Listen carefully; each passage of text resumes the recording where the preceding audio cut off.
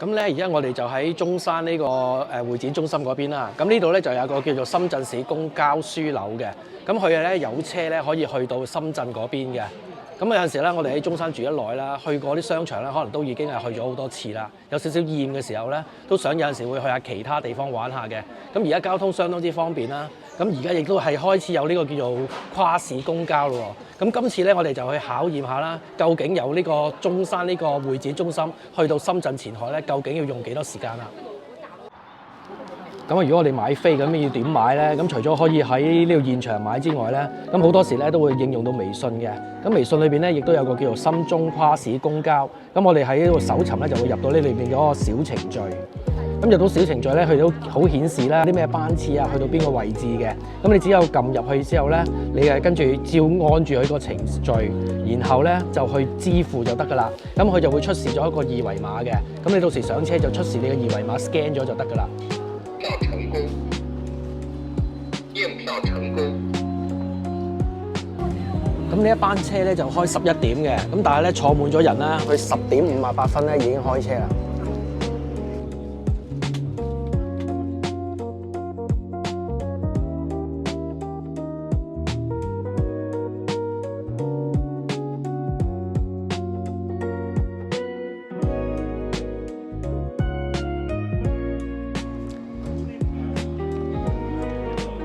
咁我哋咧嚟到呢個深圳呢個前海灣站啦，咁時間咧就而家係11點55分，咁我哋嚟咗幾分鐘㗎啦。咁即係話咧，大概咧呢度係11個字內咧，就由中山嘅會展中心咧，就嚟到呢個深圳前海灣站啦。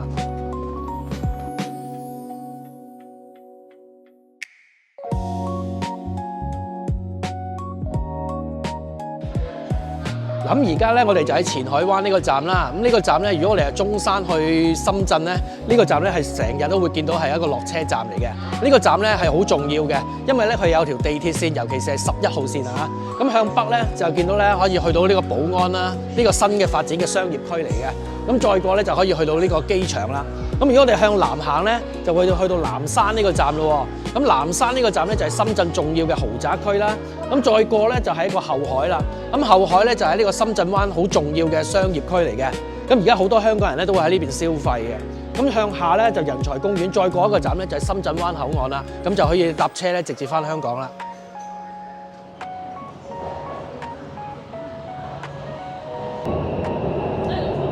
咁由前海灣坐一個站咧就係臨海站啦。咁呢個站咧就有個摩天輪喺度嘅。咁我哋去睇一睇啦。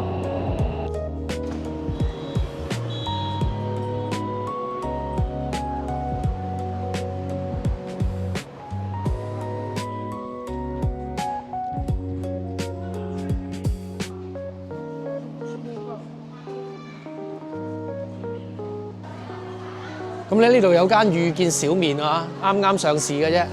咁呢間咧我唔知點啦，即係股價唔明白嘅我。咁但係咧呢間咧我都會間中食下嘅。咁嗰啲嘢 OK 嘅。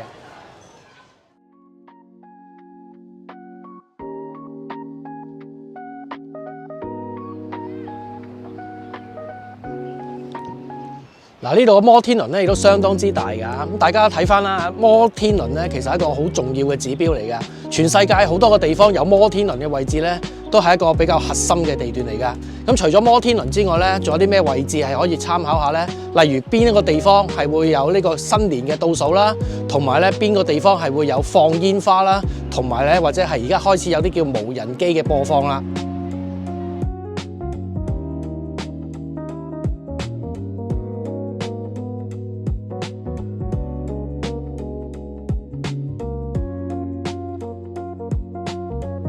咁 N 咁多年之前啦，就深圳嗰個核心地段咧，就係呢個羅湖啦、福田區啦。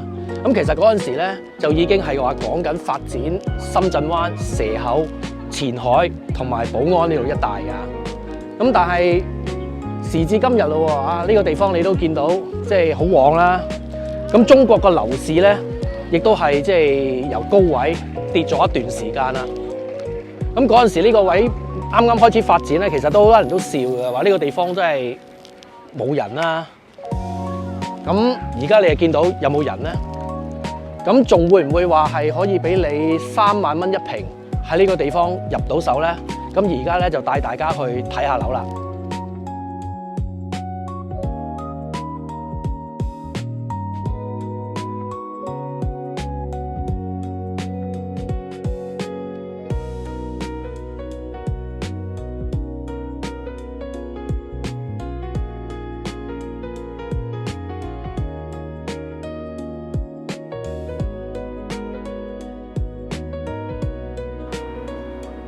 咁而家咧，我哋就去咗呢個孖灣呢度睇樓啦。呢個盤咧就原來要驗資嘅喎。咁啊，睇下即係咩料啦。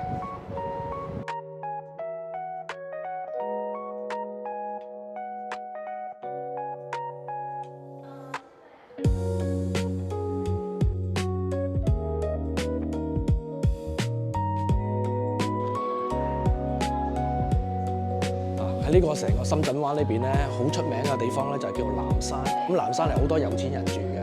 咁點解啊？最初由呢個羅湖或者係福田呢度發展，點解話咁多地方？點解啲有錢人唔會走咗去住龍崗？點解唔會走去鹽田啊？唔會走咗去光明新區咧？其實喺1996年嗰陣時咧，就呢個地方咧有一個叫做深圳科技園。咁好多人咧就開始搞呢個高新科技咧，而聚居咗喺南山。而呢個地方咧就因為有產業而聚到人，而家咧就變成一個好重要嘅 location 啦。咁我哋而家喺度等緊入去睇啦。咁呢度頭先講啦，話要驗資嘅。咁驗資要幾多錢先入得去咧？其實就好少嘅啫，就係講緊150萬人民幣。咁你點樣去話俾你聽？你有150萬人民幣咧？其實你可以俾佢個月結單啦，即係銀行嘅，佢哋成日講叫流水啦，或者係理財產品啦，或者係股票戶口啦，咁佢都係接受嘅。咁我哋而家等完辦完手續咧，我哋就可以入去睇下啦。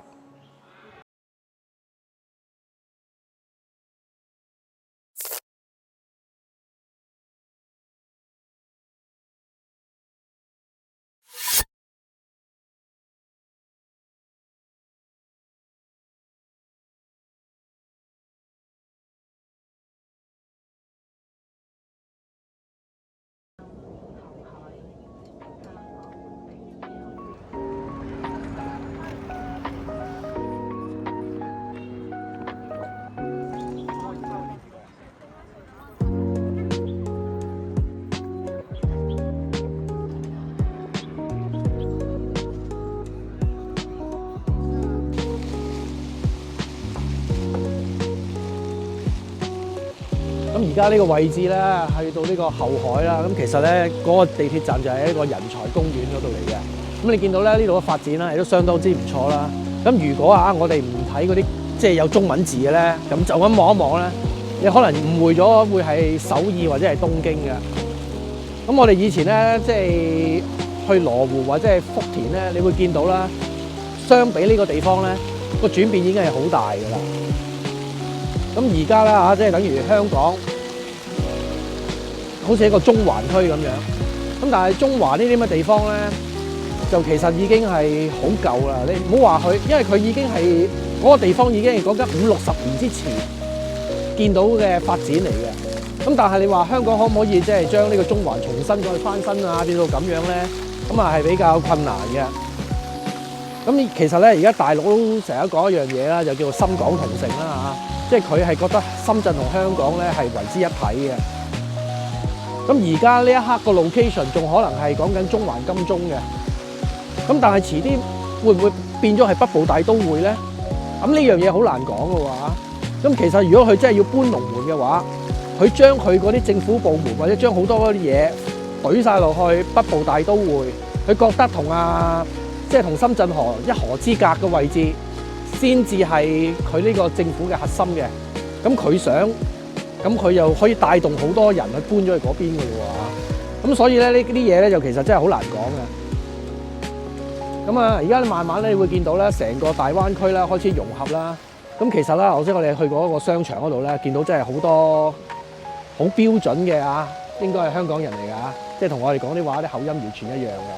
咁好多人走咗上嚟呢邊消費㗎。咁其實喺呢個區咧，好多嘅嘢你喺香港見到嘅咧，呢度都會有喎。咁同埋呢個價格咧，亦都唔係話即係好平㗎啦，已經即係去消費得起呢個價嘅。咁你香港人咧，仲有幾多係優勢咧？咁你唔好成日諗住自己即係揸住張身份證咧，就覺得自己一個香港人咧就要特別優越啦嚇。咁其實咧，你而家慢慢串連之下咧，你其實你嘅對手咧就唔係以前嗰啲可能香港人㗎啦，你仲可以同其他國內嘅朋友啦要競爭嘅。所以咧，你唔可以話淨係因為你係揸住張香港身份證咧，你係覺得特別優越啦嚇。咁所以咧，而家要利用我哋個即係仲有嘅條件其實講嚟講去，最緊要都係自強啦，就唔可以話淨係靠個身份嘅。你一定係要自己咧，即係要充實咗自己啦。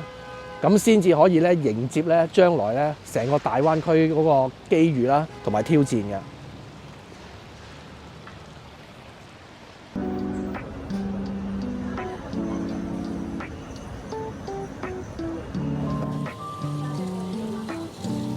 咁今次咧就嚟到呢個後海呢邊啦，就食呢個奧馬卡西嘅。咁其實世界咧好多地方咧嘅奧馬卡西我都食過啦。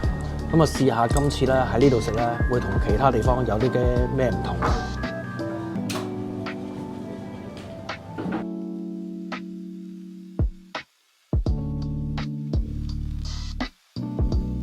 咁呢個咧第一味咧就係呢一個牡丹蝦，就配呢個海膽嘅。咁咧牡丹蝦亦都相當之大隻啦，咁啊來自呢個俄羅斯嘅。咁啊將個海膽咧就係放咗上隻蝦嘅上高啦。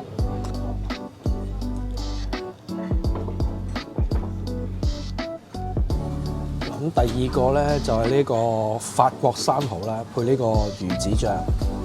竹林嘅竹，仔魚或者粉嚟。哦，竹仔魚。食邊同咧叫蝦鮑魚。哦，呢邊切定嘅絲，跟住撈咗剝皮嘅魚乾嘅。你估掂唔掂咧？撈咗剝皮嘅魚乾嘅。哦，咁喎，即係你真係要試下。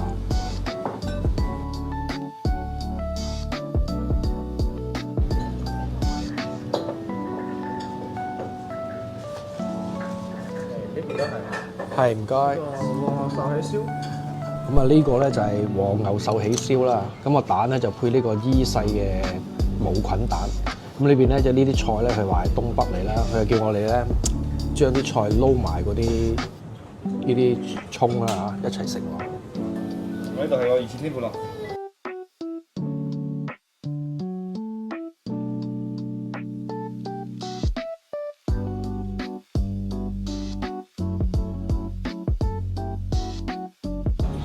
識飲識食就人生至極。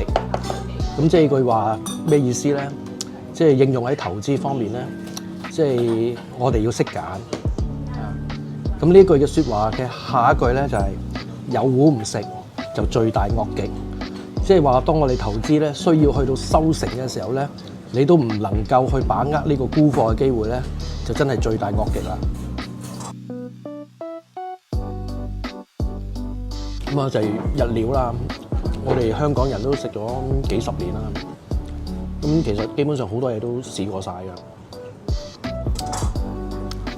咁我哋好似去到嚟呢度咧，食奧馬卡西咧，即係除咗係食佢個新鮮啦，一個儀式感啦，咁同埋咧又食有一種創新嘅，因為好似你而家好似呢度咁啦，佢雖然話都係一個日料啦，但係佢好多嘅食材咧，其實都唔係日本嘅。咁例如頭先我哋講嗰個沉魚子啊，我係嚟自呢個湖北養殖區嘅。咁頭先我講呢個番茄啦，咁番茄其實係雲南嚟嘅，咁啊黑松露都係啦嚇。咁佢都有好多唔同嘅地方嘅食材嘅。咁你哋頭先食嗰啲牛肉啦，佢係澳洲嘅嚇。咁佢呢度咧就融合咗好多唔同嘅，即係始終都係講日本菜為基礎啦，係配合咗唔同嘅嘢，去創新咗另外一種嘅菜式出嚟嘅。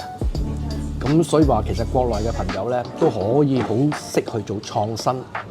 咁作為我哋香港人咧，我哋想要即係保持翻我哋嘅優勢咧，我哋唔係可以即係固步自封啦，我哋都需要即係有時要去創新啦，先至咧迎嚟咧呢個大灣區嘅大融合嘅。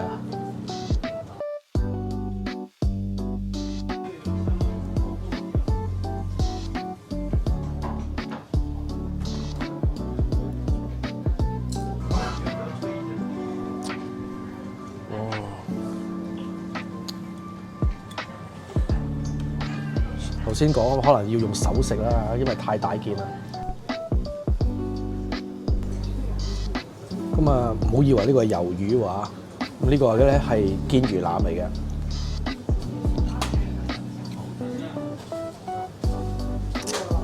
好大嚿。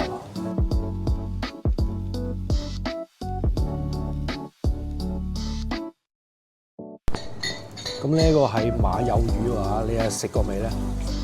你就咪食過？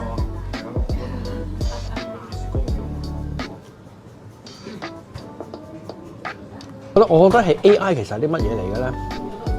咁到而家呢刻嘅為止啦嚇 AI 個發展咧係停留喺一個好似，我覺得係都係一個 Google 嚟嘅。不過咧，佢係將所有喺裏邊嘅 server 嘅資料咧，去經過篩選，然後係經過整理咗之後咧，變成一個 essay。咁咁樣話俾你知啦嚇。咁我有陣時我諗到一啲咁嘅即係投資嘅項目啦嚇。咁我又即係嘗試咧，就試下用呢個 AI 咧，就睇下佢有啲咩意見。咁啊就因為你講到係 AI 啊嘛 ，AI intelligent 喎，智慧喎係嘛？咁結果咧，其實咧佢 AI 出到嚟嗰啲資料咧，好多時都係喺你個電腦或者喺個網絡世界裏邊有嘅資料，佢經過一個篩選出嚟。咁如果呢個資料係網上冇嘅，咁 AI 咧就唔會憑空白做咁樣創造咗呢個想法出嚟嘅喎。咁即係唔係智能啦？咁點解咧？因為點解我試過啊？因為我諗咗一啲項目，我就試下睇下你 AI 諗唔諗到呢個睇法。咁啊，玻璃上面咧係。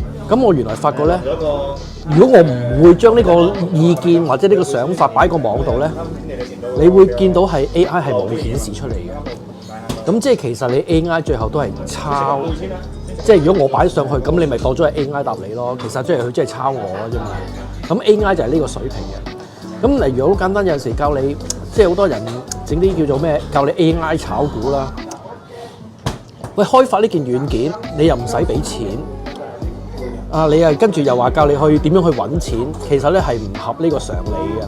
最大嘅問題咧就係當你成日用咗個 AI，你發覺揾到錢嘅時候，你而去習慣咗嘅時候咧，你可能係中咗一個圈套嘅，即係你諗住佢呢個嘢就萬無一失中緊㗎啦。咁其實你係可能係被操控嘅，咁其實所有嘅投資咧，即係我就覺得其實就唔係咁複雜，好多時都係發生喺你身邊嘅事。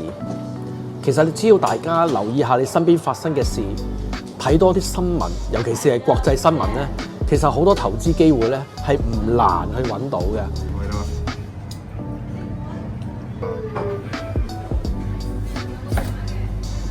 2、3，開。哇！咁食完啦，咁食到相當之飽嘅，你見到啲食材都 OK 啦。咁大家又估下啦，呢餐究竟食咗幾多錢咧？咁你個評論區俾我睇下，你究竟估唔估得中？